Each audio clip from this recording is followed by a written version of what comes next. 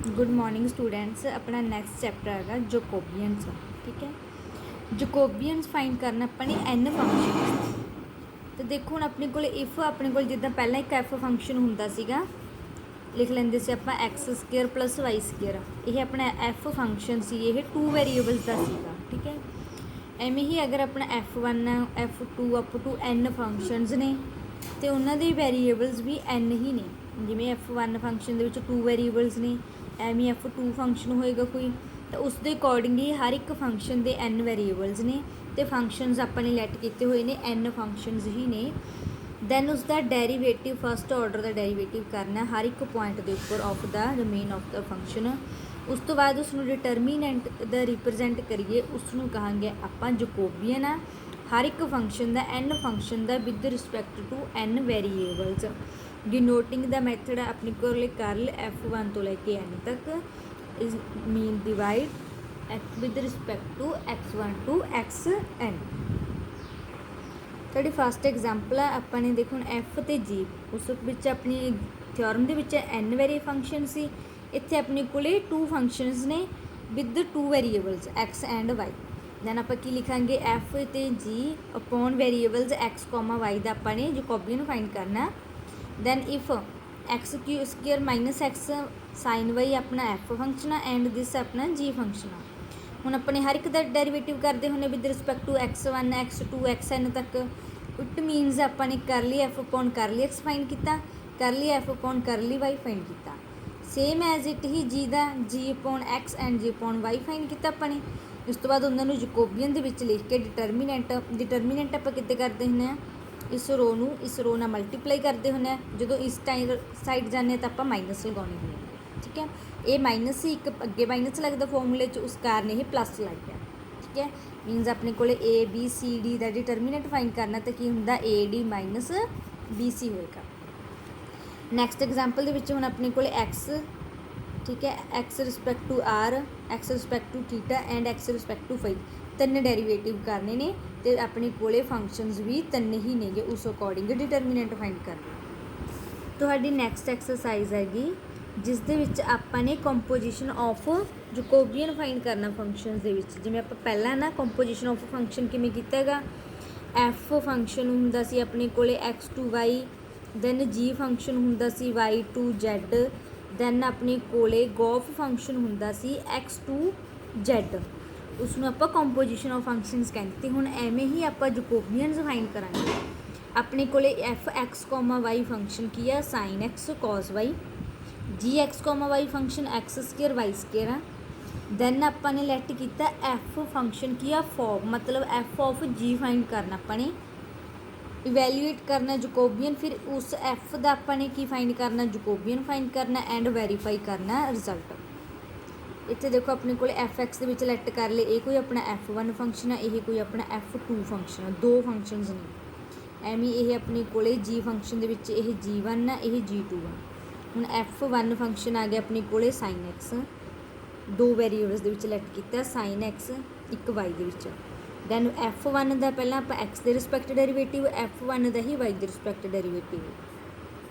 एवें फिर F2 का x respect derivative, F2 का ही वाई रिस्पैक्ट डेरीवेटिव किया, तो तुहाडा डिटरमीनेंट बनेगा। अपने को वाई वेरीएबल नहीं है F1 F2 के एक्स वेरीएबल नहीं है, इसलिए जीरो हो गया, तुहाडा ही आंसर आ गया। एवें G function x square y square है, उस आप G1 एंड G2 अलग अलग लैके सॉल्व करांगे इत्थे डायरैक्ट, क्योंकि उदों अपना जिहड़ा फंक्शन एफ हुंदा सी वो simply x square plus Y square सी।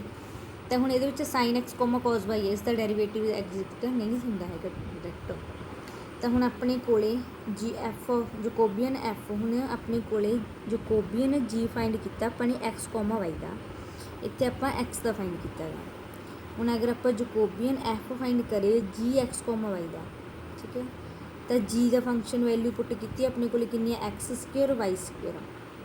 एफ के पुट करनी है, एफ की वैल्यू कितनी है कॉज एक्स साइन वाई, तो एक्स की जगह पर कितना जो एक्स स्केयर वाई स्केयर। इस अकॉर्डिंग ही आप जकोबियन फस्ट उस means Jacobian F G x y into G x y लिखा जाएगा। इसकी वैल्यू अपने फाइंड की है, जी एक्स वाई अपने को 4x वाई है, तो टोटल अपने को दिस रिजल्ट अपने को ऑब्टेन हुआ। ਨੈਕਸਟ ਹੁਣ ਆਪਾਂ ਨੇ ਕੀ ਕਿਹਾ ਸੀ, ਵੈਰੀਫਿਕੇਸ਼ਨ ਕਰਨੀ ਸੀ। Then F of X Y ਆਪਣੇ ਕੋਲ ਕੀ ਆ, ਫੋਗ ਹੈਗਾ। ਫੋਗ ਨੂੰ ਆਪਾਂ ਕੀ ਲਿਖ ਸਕਦੇ ਹਾਂ, ਐਫ ਇੰਟੂ ਜੀ ਐਕਸ ਵਾਈ। ਜੀ ਐਕਸ ਵਾਈ ਦੀ ਵੈਲਿਊ ਆਪਣੇ ਕੋਲ ਕਿੰਨੀ ਹੈ, ਐਕਸ ਸਕੇਅਰ ਵਾਈ ਸਕੇਅਰ ਆ, ਉਸ ਨੂੰ ਆਪਾਂ ਨੇ ਫੰਕਸ਼ਨ ਦੇ ਵਿੱਚ ਪੁੱਟ ਕੀਤੀ sine X square cos X square. It means ਇਹ ਆਪਣਾ ਕੋਈ F1 ਇਹ F2 ਫੰਕਸ਼ਨ ਹੈ। ਹੁਣ ਇਸ ਦਾ ਆਪਾਂ ਨੇ ਐਕਸ ਰਿਸਪੈਕਟ ਡੈਰੀਵੇਟਿਵ ਕੀਤਾ ਅਤੇ F2 ਦਾ ਵੀ ਐਕਸ ਵਾਈ ਰਿਸਪੈਕਟ ਡੈਰੀਵੇਟਿਵ ਕੀਤਾ। ਹੁਣ ਇਸ ਫੰਕਸ਼ਨ ਦਾ ਆਪਾਂ ਨੇ ਐਕਸ ਵਾਈ ਰਿਸਪੈਕਟ ਡੈਰੀਵੇਟਿਵ ਕੀਤਾ ਗਾ। ਦੈਨ ਉਸ ਅਕੋਰਡਿੰਗ ਹੀ ਇਹ ਆਪਣਾ ਸੇਮ, ਤਾਂ ਇਹ ਰਿਜ਼ਲਟ ਆਪਣਾ ਕਿੰਨਾ ਆ ਗਿਆ, ਦੋਨੋਂ ਇਕੁਅਲ ਆ ਗਏ, ਇਸ ਲਈ ਇਹ ਫੰਕਸ਼ਨ ਆਪਣਾ ਵੈਰੀਫਾਈ ਹੋ ਗਿਆ। ਨੈਕਸਟ ਐਕਸਰਸਾਈਜ਼ ਦੇ ਆਪਾਂ ਵਿੱਚ ਆਰਟੀਕਲ ਦੇਖੋ, ਫੰਕਸ਼ਨਲ ਡਿਪੈਂਡੈਂਸ ਮਤਲਬ ਇੱਕ ਫੰਕਸ਼ਨ ਜਿੱਦਾਂ ਆਪਣਾ F1 ਫੰਕਸ਼ਨ ਸੀ, ਐਫ ਫੰਕਸ਼ਨ ਜੀ ਦੇ ਨਾਲ ਡਿਪੈਂਡੈਂਟ ਹੈ ਜਾਂ ਨਹੀਂ ਹੈ, ਉਸ ਅਕੋਰਡਿੰਗ ਕੀ ਹੈ ਦੇਖੋ ਆਪਣੇ ਕੋਲ ਅਲੱਗ-ਅਲੱਗ ਲੈਟ ਕਰ ਲਿਆ ਆਪਾਂ ਨੇ। ਹੁਣ ਇੱਥੇ ਯੂ ਨਾਲ ਡਿਨੋਟ ਕੀਤਾ ਹੈਗਾ ਵੀ ਆਪਣੇ ਕੋਲ U1 ਤੋਂ ਲੈ ਕੇ UN ਫੰਕਸ਼ਨਸ ਨੇ, N ਵੈਰੀਏਬਲਸ ਦੇ ਨੇ, ਅਤੇ ਉਸ ਫੰਕਸ਼ਨਸ ਨੂੰ ਆਪਾਂ ਕਹਾਂਗੇ ਵੀ ਇੱਕ ਦੂਸਰੇ ਨਾਲ ਰਿਲੇਟਡ ਨੇ। ਉਸ ਦੀ ਕੰਡੀਸ਼ਨ ਕੀ ਹੋਊਗੀ ਵੀ ਉਹਨਾਂ ਦਾ ਅਲੱਗ-ਅਲੱਗ ਡੈਰੀਵੇਟਿਵ ਮੀਨਸ ਉਹਨਾਂ ਦਾ ਜਕੋਬੀਅਨ ਇਕੁਅਲ ਆ ਰਿਹਾ ਅਗਰ 0 ਦੇ, ਤਾਂ ਆਪਾਂ ਕਹਾਂਗੇ ਉਹ ਇੱਕ ਦੂਸਰੇ ਨਾਲ ਰਿਲੇਟਡ ਨੇ। ਤੁਹਾਡਾ ਫੰਕਸ਼ਨ F1 ਆ ਆਪਣੇ ਕੋਲ, ਇੱਕ F2 ਫੰਕਸ਼ਨ ਆ, ਉਹਨਾਂ ਦੋਨੋਂ ਫੰਕਸ਼ਨਸ ਨੂੰ ਦੇਖਣੇ ਨੇ ਵੀ ਉਹ ਫੰਕਸ਼ਨਸ ਇੱਕ ਦੂਜੇ ਨਾਲ ਰਿਲੇਟਡ ਹੈਗੇ ਨੇ। ਦੈਨ F1 ਆਪਣੇ ਕੋਲ x ਪਲਸ ਵਾਈ ਹੈ, ਇਸ ਦਾ X respect derivative and Y respect derivative ਕੀਤਾ ਤੁਸੀਂ।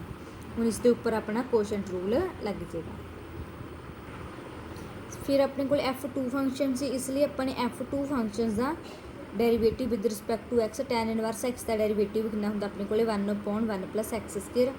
ਐਵੇਂ ਹੀ ਸੇਮ ਵਾਈ ਰਿਸਪੈਕਟ ਡੈਰੀਵੇਟਿਵ ਕੀਤਾ। ਉਸ ਤੋਂ ਬਾਅਦ ਜਕੋਬੀਅਨ ਦੇ ਵਿੱਚ ਆਪਾਂ ਕੀ ਕਰਦੇ ਹੁੰਦੇ ਹਾਂ, ਵੈਰੀਏਬਲਸ ਦਾ ਵੈਲਿਊਜ਼ ਪੁੱਟ ਕੀਤੀਆਂ, ਡਿਟਰਮੀਨੈਂਟ ਆਪਣਾ 0 ਆ ਗਿਆ, ਇਸ ਲਈ ਫੰਕਸ਼ਨ ਇੱਕ ਦੂਜੇ ਨਾਲ ਰਿਲੇਟਡ ਹੈਗੇ ਨੇ।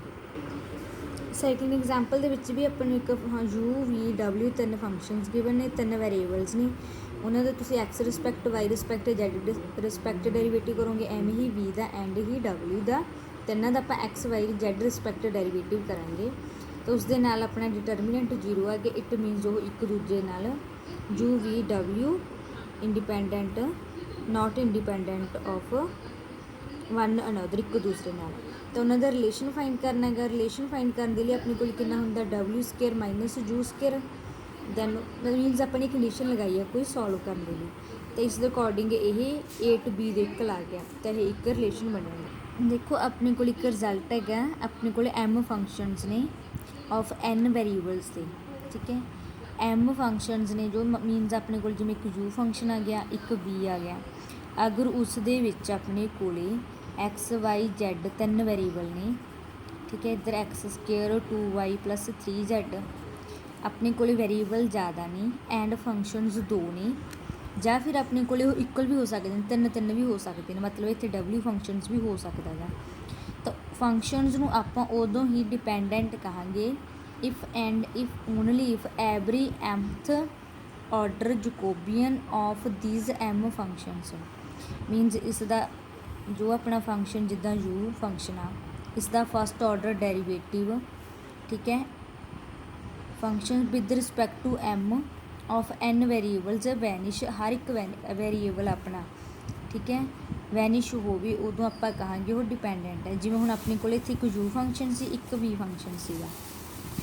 M ਕਿੰਨਾ ਆਪਣੇ ਕੋਲ 2 ਨੇ, N ਕਿੰਨਾ ਹੈਗਾ 3 ਆ। ਦੈਨ ਆਪਾਂ U ਦਾ X respect Y Z respect derivative ਕੀਤਾ, ਐਵੇਂ ਹੀ ਸੇਮ V ਦਾ ਕੀਤਾ।